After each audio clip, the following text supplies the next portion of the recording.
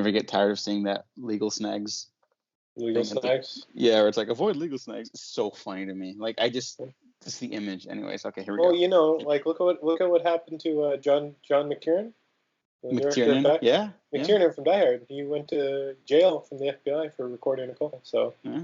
you should appreciate that. Yeah, I do.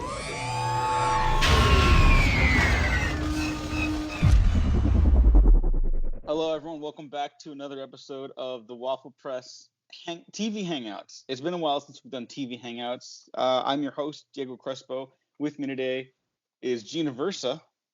Good morning to you. Good morning. Nice. We're recording very early because it's a special occasion for TV Hangouts. This is a show where we're going to call it Cantina Hangouts because it's a Star Wars show. And I've done lots of Star Wars stuff on here. Gene's done lots of Star Wars stuff with me on here. A lot. And yeah. And just some quick backstory. This is about the Mandalorian, but Gene and I, this may come as a shock to people, are big Star Wars fans. Yeah. Generally, yeah. Yeah, that's okay. In general, yeah. Nothing's perfect, but this is probably the most reliable, like, big franchise thing in terms of, like, quality. I always get the most out of these things, even ones that don't generally work for me. So just here, we're going to give some quick background on our relationship to Star Wars, some quick recommendations for Disney Plus, because we're recording this also on Disney Plus launch day, and then we'll get into the discussion on the very first episode of The Mandalorian. Generally, those are called pilot episodes, but I think this was just greenlit, like, as a series, if I'm not mistaken. They were like, a Mandalorian, throw some money at that shit. Yeah, and I'm not against that practice at all, but I think there's a merit to figuring stuff out in a pilot episode, and that's all I'll say about that for now. For sure. But Gene, thoughts on Star Wars as a whole, really quick. As a whole, I'm liking the direction where it's going now. The course correction within the last year seems to be floating my goat, as they say. The way Bob Iger, the dreaded Bob Iger, has been like treating a lot of properties like Marvel, everything's Marvel, was not the way to go. I don't like dislike Bob Iger for sure. Don't care for him a whole lot either, but at least he learned that this isn't how he should be treating the property. The output of movies once a year is way too much. It needs to be an event. And I think going forward, there's a lot to look forward to in Star Wars. Excited for the Cassian Andor show and the Obi-Wan, which is no longer a movie. But I think it's generally the Star Wars property and the franchise itself is on its way to a nice couple of years. Unlike the Muppet franchise, the Muppet fandom is cannibalizing itself as we speak. There has not been any new content. Do you see what you've done, Bob Iger? There's no Muppets. That's fucking crazy to me. Oh, sorry, language and stuff like that. I guess we're not trying to be like edgy boys or anything like that. But if you're a younger viewer who stumbled upon this, just some language stuff. Sorry, but like, how does the Muppets like not have like a movie every couple years? Like, Muppets should be Marvel. Yeah. They're not making the set amount of zeros Bob Iger wants. Yeah, so stupid. He hates the Muppet fandom. He oppresses them. He's the villain in the Muppets movie from 2011. Is the thing. Yeah, exactly. He's the what was it like the guy that played the Green Goblin?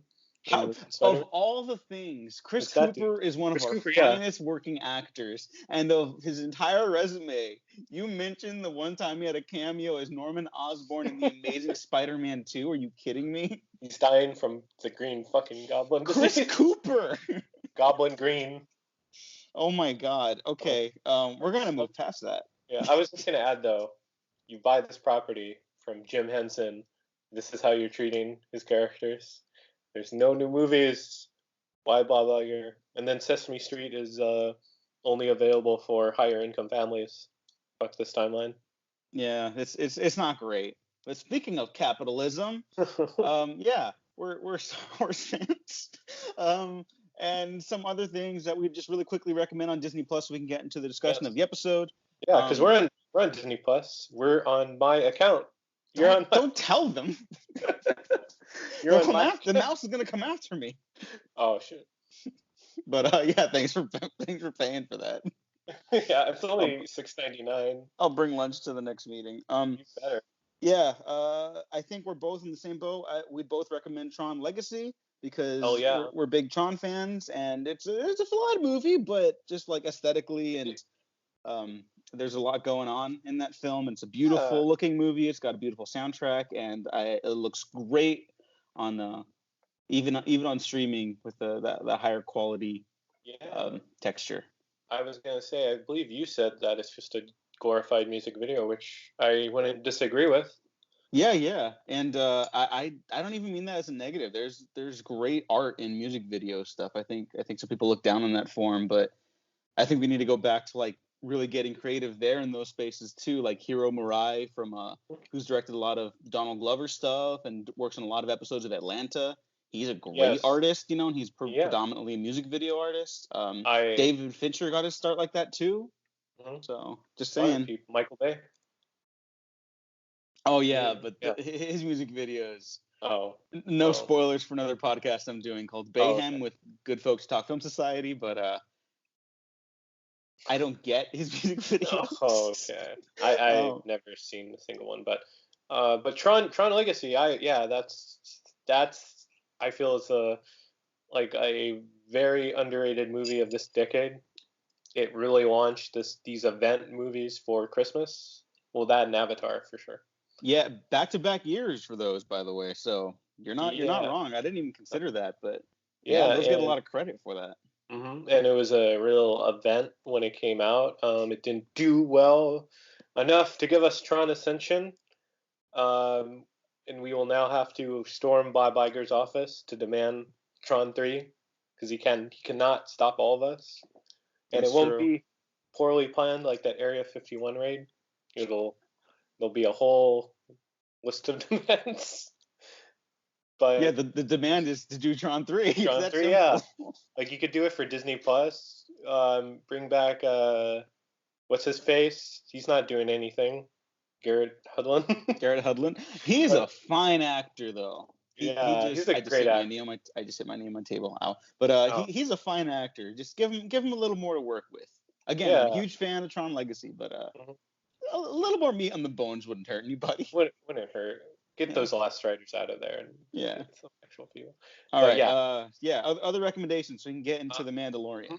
yeah, of course. I would recommend the Black Cauldron, which is from that weird period of late 70s, 80s Disney movies where I believe Walt Disney's son-in-law took over the company, um, and he was just approving a lot of weird decisions, a lot of weird movies. His name was Ronald William Miller, and he was one of the board of directors, and he's responsible for giving us for greenlighting the Black Hole, the Black Cauldron, Escape to Witch Mountain, Freaky Friday, The Rescuers, Peace Dragon, a bunch of other things. A lot of and Tron, of course, he was executive producer on the original Tron. Yay. So he is. I think he needs to get more credit because it was a very it was a very hard time for the company. They were on some tough waters, but a lot of those movies really slap.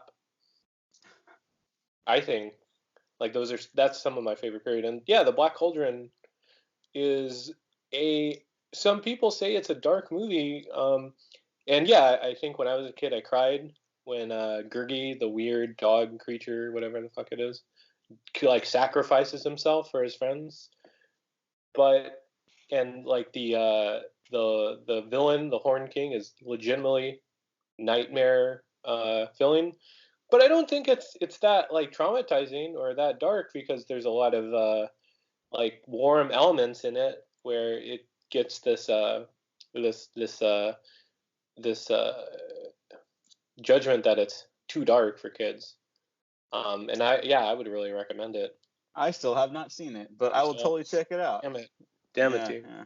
Yeah, I Right. know, I know. I'm busy catching up on my great art house films, much like Return of the Living Dead 3, which I saw for the first time, and it's amazing. Is that cinema according to Martin Scorsese?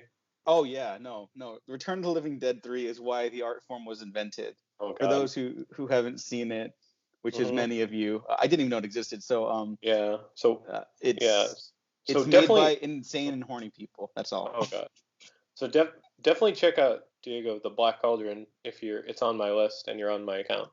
Okay, thanks, Gene. You could finally watch it. Yes, I feel honored, and it's good that we're giving these recommendations because there's not a lot to watch on Disney Plus if you're looking at their older Mhm. libraries. Like I think Nah. people really kind of downplay just how little there actually is besides like the classic like animated stuff. You know, that's like Hollywood royalty, rightfully so. Many of their Hmm. animated films are among my favorite films ever. You Yeah. know, I'd argue many of the best films ever made are Hmm. from that catalog. But then you go to live action stuff, and it's like, oh, that's why they bought Marvel and and Star This was Wars. their grand plan since like 2009. Yeah, yeah. I was like, oh, that This, they couldn't do it, so they and had to buy other stuff. this was the end game for Bob Iger. Thanks. The Imagineer docuseries on Disney Plus called the Imagineering story, and it looks really detailed in how they come up with those rides. Yeah, but moving on Hmm. to The Mandalorian. Yes. It's created by Jean Favreau. Mhm. Pretty sure it was greenlit after that James Mangold movie that may or may not have been happening at one point. Yeah. No. Decidedly did not happen at one point. And I I Same. I'm not against the idea because like you were talking about earlier how Bob Iger really wanted to like marvelize the franchise. Like they very much I think wanted to take the original trilogy era timeline and make that like their MCU.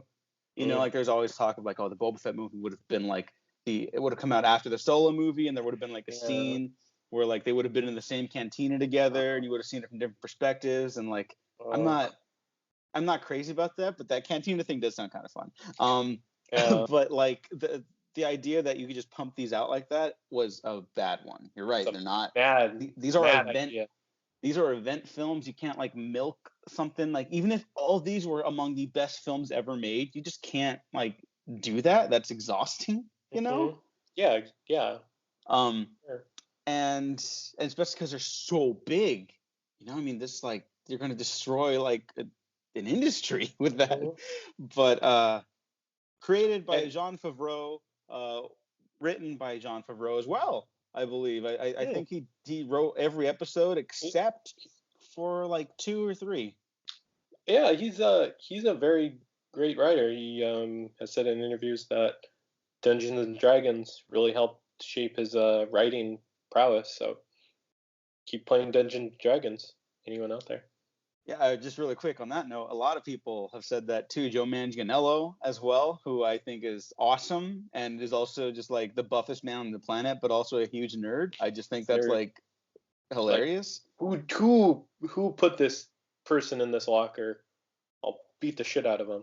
Yeah, That's, apparently he's like the nicest dude. He's always like going to bat for people and stuff like that. And yeah. I got a lot of respect for that guy. Hmm. It would suck if he was like a huge asshole secretly, but I feel like that's not the case. Anyways, The Mandalorian is about, you guessed it, Mandalorian, a lone gunfighter, bounty hunter, um, very much trying to go for like that Clint Eastwood, Hmm. a man with no name kind of vibe. Um, and I believe he's an actual Mandalorian according to this episode, which I think is cool because Boba Fett and Jango Fett from the original and prequel trilogies were determined to not be that. Like there's a very specific line in I think the Clone Wars Hmm. cartoon, right? The Where they're cartoon, like, yeah. oh, that guy wasn't actually a Mandalorian. He put a shame on our name or whatever. And like, Hmm. whatever. I don't care about that retconning or whatever. I like the stories with those characters, so I'm not Hmm. like beating myself up over that. Like when going into this, I was not like I need to see real Mandalorian stories. Hmm. In fact, if you remember, Gene, I was not even looking forward to this until that last or until like one of the trailers came out. I don't know when it happened. I think it was Comic Uh-huh. Con or whatever, or Disney Yeah. DisneyCon. What do they have? D23. D23. That one, yeah. Please do not go to.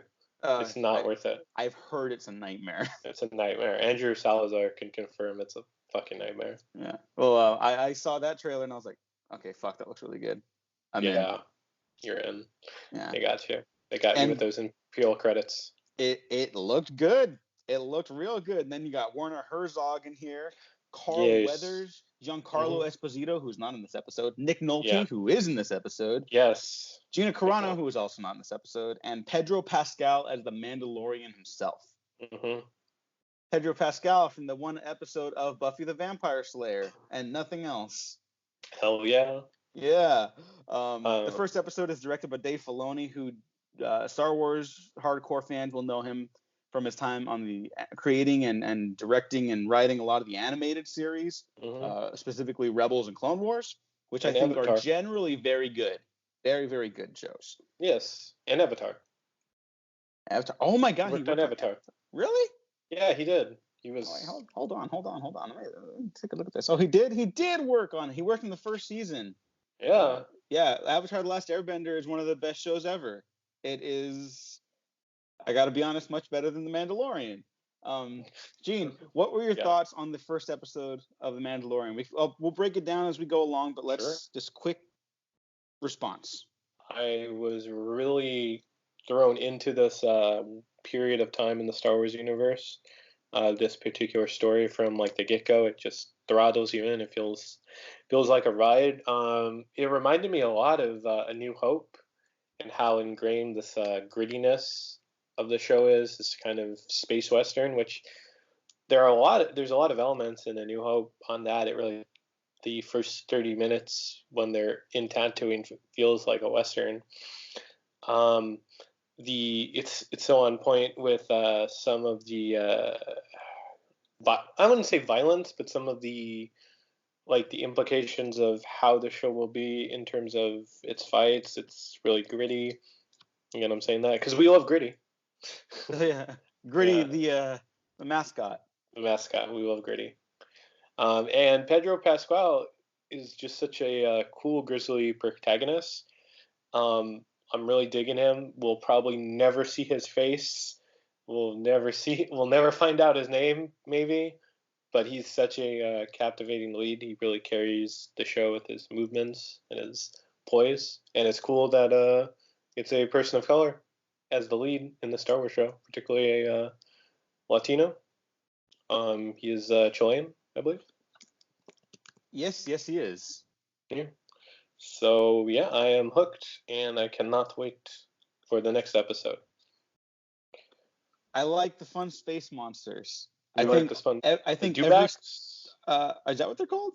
The lizards, I think, are the fishy leggy boys. I liked them a lot. They were my favorite part of the episode, and that's not even me being like facetious. Like I really liked the silly, goofy Star Wars monsters, and like the music is great. Yeah, you saw that little Ludwig Göransson, who worked on such classics as New Girl and Black Panther.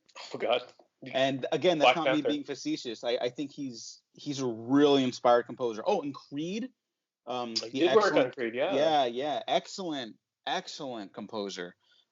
Also from New Girl is Brian Posehn, as he gets a little cameo as the speeder pilot in the first 10 minutes before he's eaten like immediately.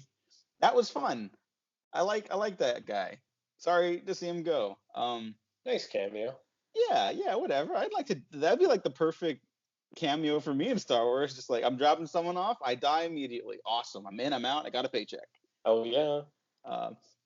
I love the weird like Star Wars world building where they're like, oh yeah, we have like the Mon Calamari currency, and it's like this weird little like squishy coin thing. I'm like, this is awesome. Yeah, that felt really well lived in. I love all the details like that where they're like, oh yeah, Imperial credits, they're not worth anything. They're like Bitcoin. Yeah. There's a Bitcoin in the Star Wars universe. I love all that stuff. This first episode was directed by Dave Filoni, who I was mentioning earlier. And it is abundantly clear, I'm sad to say, that he has never directed anything in live action because, holy God, I did not like this episode. Oh man, no, dude. I'm sorry. I It was was a trying little to be rough. nice. It was a little rough at times. Like it wasn't. I'm not as hard on him, knowing that fact. I'm. I'm gonna go a little easier on him, but yeah, it was a little rough. Yeah, Direction. because there are some great like iconic images to Star Wars fans in the his work previously in his animated series, right? Like there's just so much. And He and really takes advantage of the frame in there, and here this just mhm. felt like TV blocking. Yeah. And it's a television show, so that might seem like an unfair complaint. But when Mhm. this has the budget of something like Game of Thrones Mhm. in its final season, Yeah. it's you got to step it up. That's not okay. Yeah. I'm sorry. And I will say a lot of animators. It's not unheard of animators transitioning from live to animation to live action. Like Hideaki Anno from Evangelion directing Shin Godzilla. Oh yeah, Seamless. In- Seamless. incredible direction in that film. Just a great movie overall, but like really, really tight direction. Like every frame feels like it's packing a punch, and not just like aesthetically pleasing, which I Yeah, think this episode generally kind of is. Like it's almost there. I think that's what frustrates me the most. It's like all the almost. pieces are here to really make this like Yeah, something with staying power, and it's just not quite yeah. there. Well, I will say that for Anno, for Evangelion, he directed some like live action shorts and things like that. So maybe Dave Filoni should have done that. It's, Maybe like we were talking about music video stuff, yeah. commercial work. That's how the great Scott brothers, Tony Scott, R.I.P., Hmm. and Ridley Scott got their start. They were big in Yeah. like the commercial new wave, I guess, if you want to call it that, and they really Yeah. experimented with styles and stuff like that there. He Um, could. Yeah, he could have directed like a Star Wars line commercial or something. Yeah, Galaxy's honestly, Edge. that's not a There bad you go. idea. Yeah. And I don't even mean, I think some people might see what we're saying here as like, oh, that's beneath him. And Yeah. I don't think any directing work is beneath anybody. Like, just No. get your boots wet. Yeah, exactly. Like I would direct anything to get my feet wet. Yeah, yeah. If you fucking give me a commercial, I could use the paycheck. But Yeah. like, I did like the bits in this episode about the Star Wars like world building and stuff like that. And I don't hate Filoni. Mhm. Um, and again, it totally makes sense for him to direct the first episode of a live action TV show because he started like the OG animated stuff, and he's totally got potential. Um, but it's not there. He's directing Yeah. another episode this season. Oh no. Uh, Is it the finale? no. Taika Waititi's directing the finale, but Oh shit. he wrote and directed episode 5. Oh Um, I'm not completely against that, but I've yeah. Oh also not been someone who is like, oh, this is the heir apparent to George Lucas either. yeah. That's such a yeah. Yeah, That's not an accurate statement. yeah. But the episode itself. Let's go into full spoilers. Yes. Okay, so we open with a nice long, I believe, 3-hour prologue of the Mandalorian walking into a cantina, taking Mhm. out some thugs. That cool bit in the trailer that everyone loved of him dragging someone through a door and then using his blaster to shoot the door closed, so it cuts him in half. Mhm. In theory, this is all awesome.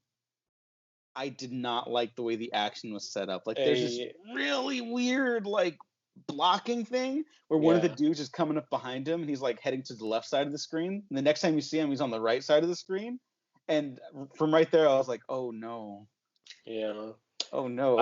Yeah. Well, as you know, sometimes you're rushed in television. I've worked background on a lot of shows, and it's been really rough. And then I believe this show had some production troubles. People lost a whole card of footage. So you don't know. I mean, it could have been some problems, but yeah, it did not look that good. I also have to say that I, the way the Mandalorian kind of like moves, Hmm. it's very clear that the armor is just really crazy bulky and heavy and hard to move around and Hmm. work with. Like Um, Batman's armor in '89. yeah, like the Nolan Batmans kind of get criticized for their action, and like that's my least favorite part of those movies too. But I never thought it was like bad, or like Yeah. atrocious at least. I think there are some weak spots, but this is like the Mandalorian. He's supposed to be like this super badass, like unstoppable dude that they're presenting him as. Mm-hmm. Yes. It feels a little chunky. Feels a little Yeah. like overproduced, and it's just they got to find a way to work with that a little better, because I didn't really buy the action. Right. He's kind of like Yeah. he's the thick Mandalorian.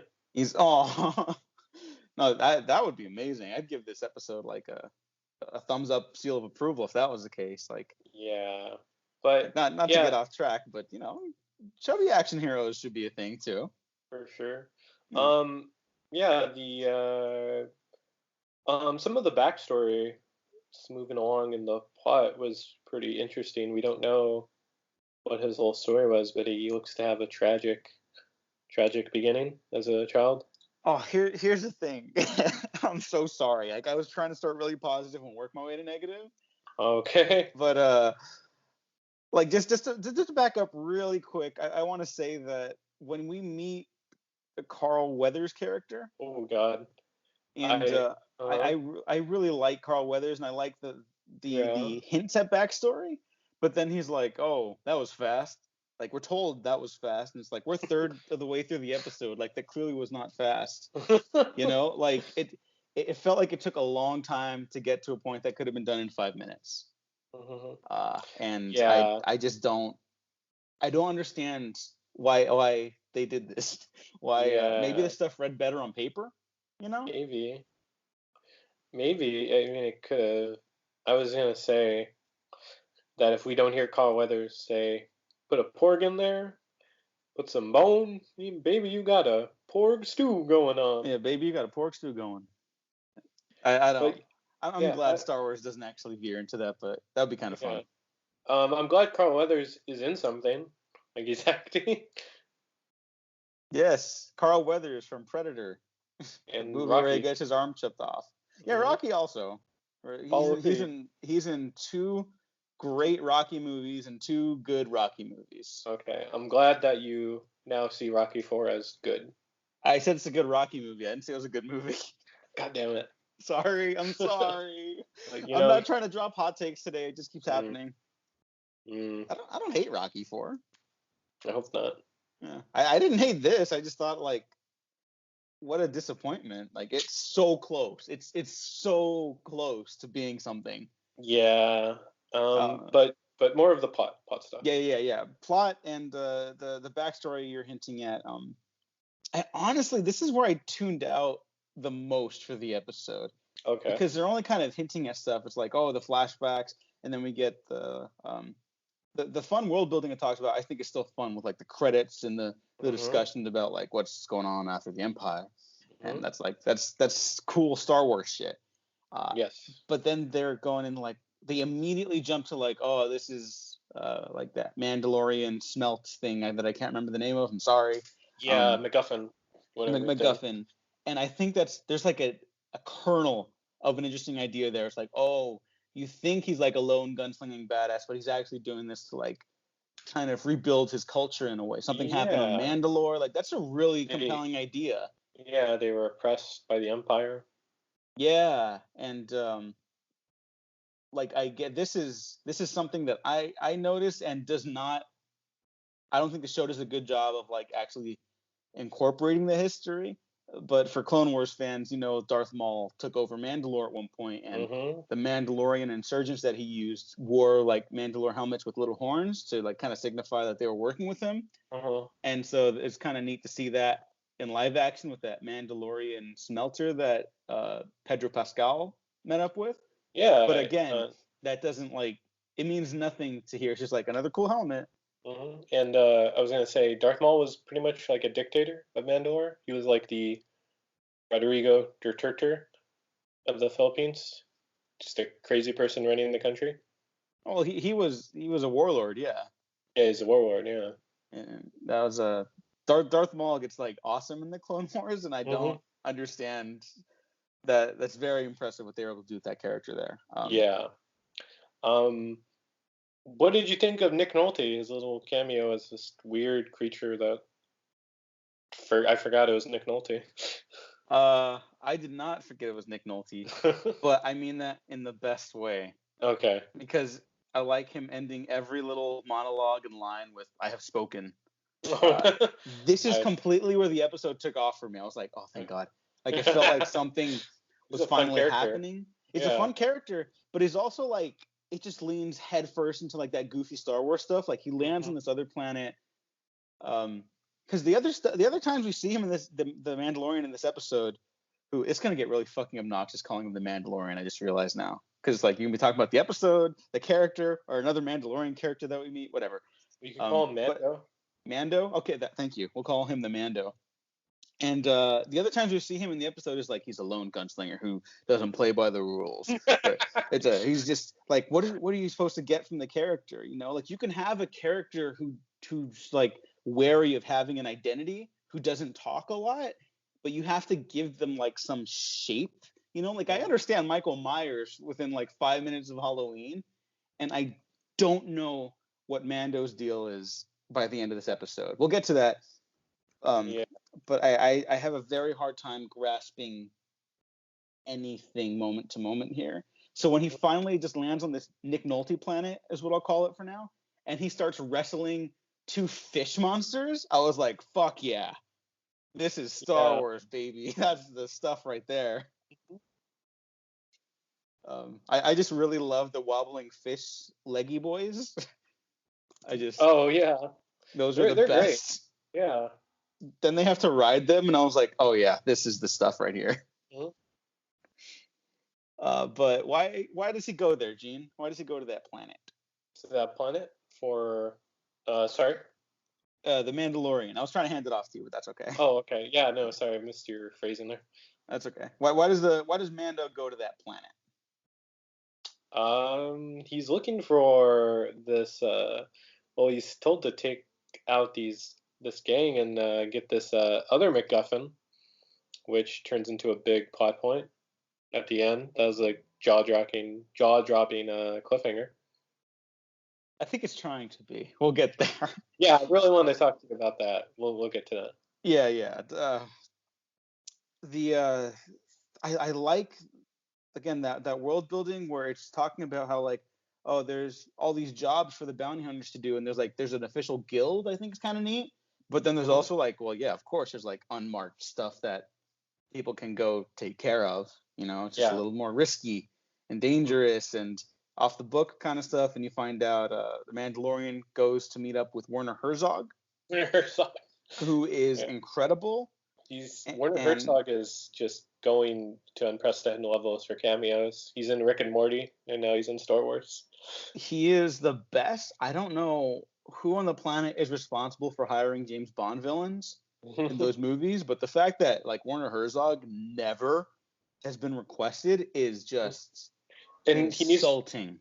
He needs to be in a Pokemon movie after that interview too. Oh, that would be delightful. if you don't know, just Google Werner Herzog Pokemon Go. And then San Vicente, do they fight? Do they battle? He's great. He's so awesome. He's just like, he's a meme personified, but like even that's just scratching the surface of how like awesome of a filmmaker he is too. He's great in this too. Yeah, he's great, and he sends the Mandalorian off to go find some person, preferably alive. But if they're dead, they need like proof of body. And so that sends him to meet with Nick Nolte, who we already talked about, the long leggy fishy boys.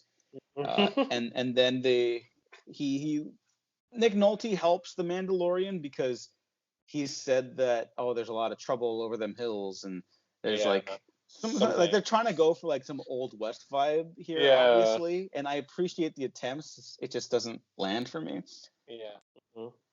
Which I sure, whatever. Just keep Nick Nolte around. I don't. He's the best bounty hunter. The man. I guess so, but like this comes to a character thing where I just don't get what I'm supposed to be getting from this character of the Mandalorian. Like I'm very much at a loss for like what to get here. It's only the first episode, but like this is the time to like get to know like who this is. Like I need a sense, you know, that's the thing. I misspoke. I don't need to know who the character is. I need a sense of the Okay. character. Fair, And fair enough. I felt like I was not getting anything from any scene because every scene gave me something different. And you could do like a fun kind of like who is he? What's his deal? With the character who has no name and no face. Like that's a perfect setup for that. But the connective tissue never gels for me in any way here. Did Just you at least like IG-11? I did like IG-11. Yeah. Again, the ending stuff is where like it finally was like, all right, we're going places now. You know, it's not just like nothing. Yes. IG-11, who is played by Taika Waititi, who will again be directing an episode of the series, the first season finale. Um, very very fun little moments where he keeps saying like he's gonna self destruct when him and the Mandalorian have to team up to take out all these guards and stuff like that. And it was fun to see him like kind of just like plow through people, but Mm-hmm. again, the action didn't really like sell me this episode, even this Yeah. finale. Really weird editing bit with the big laser minigun at the end, Yeah. where That it's was a like, oh, cool scene, but edited not very well. really weird, Yeah. yeah. Yeah. And like there's a bit where when it first pulls up, and you know, if it wasn't like, I honestly felt this was kind of tame violence wise. I don't know. But I expected the Mandalorian to go like, oh shit. But like, I guess you can't say that because it's Star Wars, which is fine. It's not a Yeah. negative criticism towards it. Um, and then the Mandalorian's like, oh, cover me, and like he just kept saying that, and then he would get covered, and I was like that's not creative. It, That's it just was like, like a video game. He's saying like an yeah. order. Yeah. And I was like, this is not exciting. Yeah. But when he like grapple hooks the laser minigun, it was like 20 feet away from him, and then he like hops onto it and it's like 5 feet away from him. Yeah. And like I'm trying not to be nitpicky, but it's just so weird how this is all like Yeah. The blocked and cut together to me. the coverage couldn't have, I mean, the coverage could have been spotty. Who knows? The editor has to do his best. Yeah, yeah. I respect His or my her best. profession. Yeah, yeah. No. I mean, every episode of television, every good episode, every good movie is a minor miracle. It's very hard to put these things together. That being Yes. said, this is like the premier flagship for an entire streaming service. It Hmm. is from very talented people. Um, Yeah. I'm just very let down by that. Yeah. Let's see how the rest of it goes. Yeah, Let's there's just keep watching. totally room for improvement. This could We knock me on my legally, ass by the end. yeah, we legally have to keep watching for this podcast. Well, So you're paying for it, so yeah, no. So the ending, I really want to talk to you about that cliffhanger. yes. Can you describe, and then I'll throw an interesting tidbit of information about the Star Wars lore that is not very known. Sure. So after the Mandalorian and IG-11 team up to take out the guards guarding this bounty, you find a little baby case, and I was like, oh, they're just doing like Lone Wolf and Cub and Logan, and I don't think that's an inherently bad idea, but it's just, I was like, oh, it's something you could have totally also gotten to in a more interesting way, but whatever. And they open the little baby case, Mm-hmm. and it's a baby Yoda. I say baby Yoda because I don't know what Yoda's race is. Yes, no one So knows. Yes, can I take it? yes, please take it away. So Yoda's race is one of the most taboo topics for George Lucas. Out of all the Star Wars elements, he has refused to go into detail about what Yoda is, who what his race is. As far as Lucas film is concerned, or was, that it was off limits. There was famously a unproduced Topps trading card for the Galaxy 2 card set, and it depicts a Buddha, kind of like a Buddha statue of Yoda, and other this other member of Yoda's race carrying this little stick, levitating in blue, and they're all worshiping the statue, these bunch of Yodas. And Lucas apparently got wind of it, told them to cut that shit out. They are not going to produce this card, and they immediately withdrew distribution of that card set and put it back into production. But a few of them survived of those cards, and they're worth a lot of money. So it's a very weird taboo topic with Lucas for whatever reason. There has been some speculation that Yoda's race are the Wills, who in the first draft, as famously as people can tell you, the original draft is the Journal of the Wills. Someone is telling the story of the Skywalkers to these. Oh, they're almost like the Watchers of the Star Wars universe, a Marvel reference that record everything. The Wills were they're mentioned in Rogue One. They're still not elaborated on really, but that's just speculation. It's not confirmed. And I believe it's like R2 that's telling the story of the Skywalkers. So it's a weird taboo topic that Lucas has refused to budge on until he sold the rights. So that actually makes me like the ending less. Okay. I'm sorry. Oh, okay. I love the cute little baby Yoda. Yeah. Just fucking adorable. Mm. I would want to protect it. You'd want to protect small little yeah. baby. Yeah. You like Death Stranding? Cool. Do you like Death Stranding? Have that little baby? Oh my god, that's like the future right there. Yeah. Hell yeah. Mm-hmm. But because of the implications, again, this is just theories at this point. I'm telling you this on air, yeah.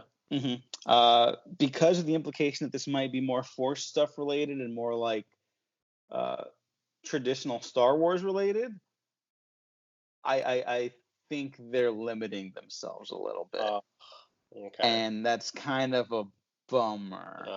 I wasn't someone like aching for them to go like hard R or anything like that. Like I think I've made it clear on this show many times that I see Star Wars as something for everyone of all ages, and that means it can get violent, but that means it has to be like emotionally honest too. And I find that like everyone who wants like a rated R Darth Vader movie is full of shit. Yeah. So that's not what. It's definitely not what I'm saying. Yeah. But I think you needed a better setup to this payoff if that's the case. It came out of left field.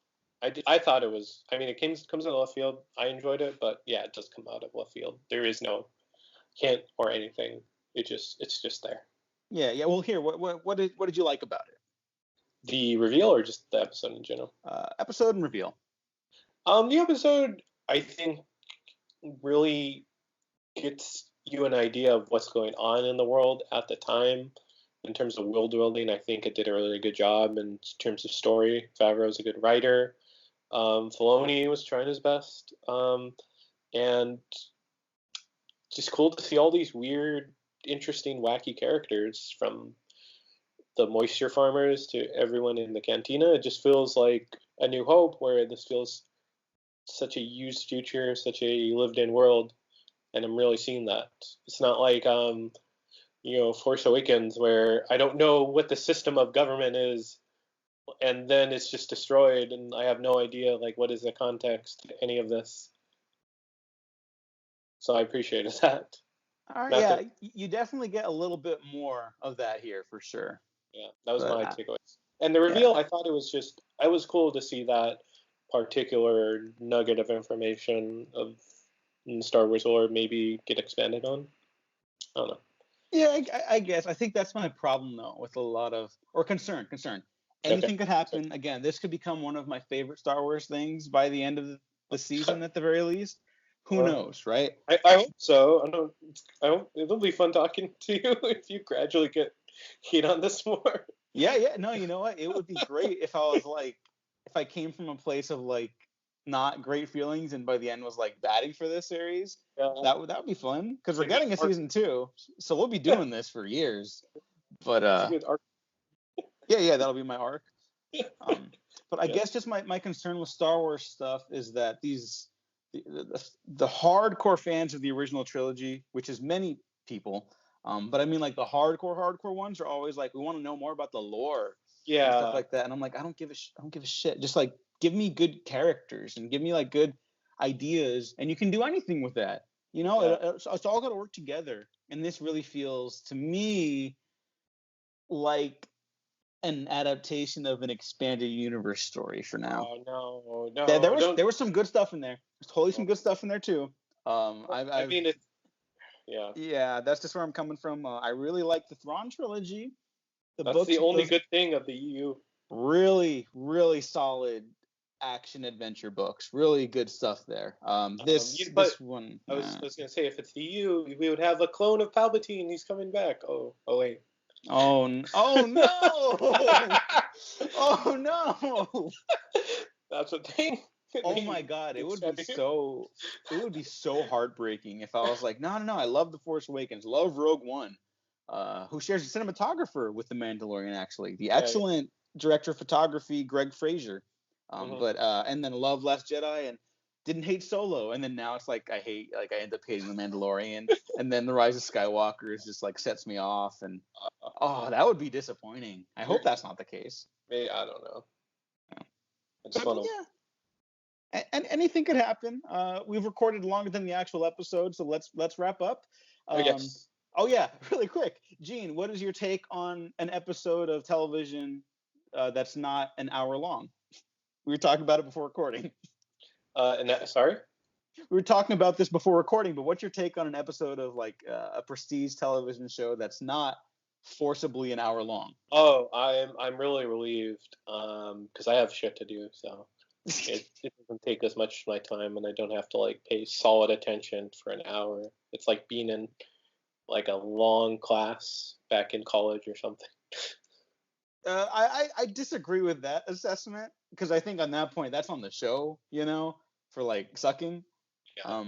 But I definitely am grateful that like, yeah, don't make it an hour if it doesn't have enough stuff to fill an hour. Like episodes have pacing. Like that's why I never buy into like this shit that people are like, well, it's just the first episode. You got to like see what happens next. Like to an extent, obviously that's valid, but also there needs to be stuff now. Like you can't have a payoff without your building and setup. But like you need a foundation. Those aren't just like bullet points to get to point Z.